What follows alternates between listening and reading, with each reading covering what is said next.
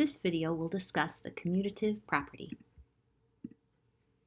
So the commutative property states that when you have two factors, if you flip them, if you change the order, the product or the answer will still remain the same. So let's look at one problem to see if this is true.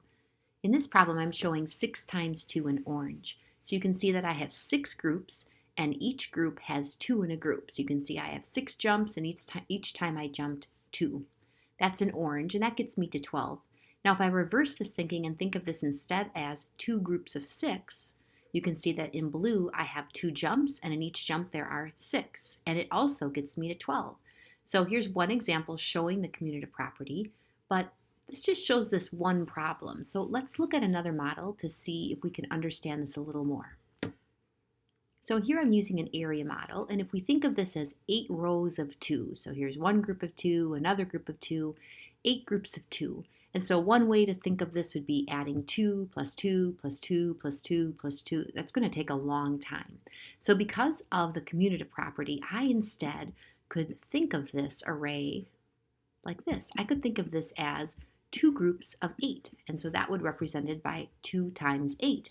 Well, 2 groups of 8 is much easier to think about because I'm just going to add 8 plus 8, and that gets me to the answer of 16 very efficiently, very quickly.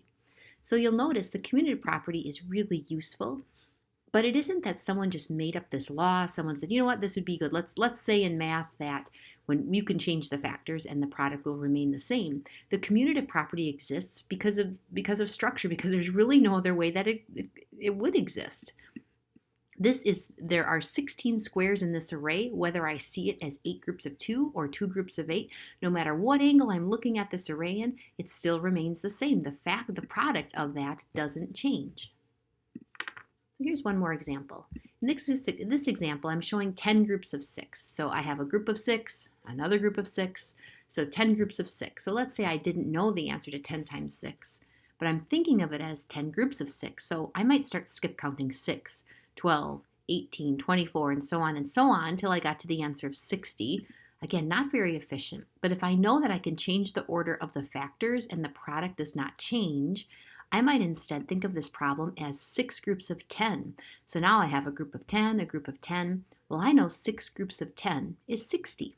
So the commutative property really helps us become more efficient. It allows us to think about multiplication problems and change the order because in a lot of cases it's going to make it easier to solve. So once you understand the commutative property and start to apply it to lots of different things, there's one really big application for it. For multiplication facts, it's pretty beneficial if we know our 0 through 10 facts.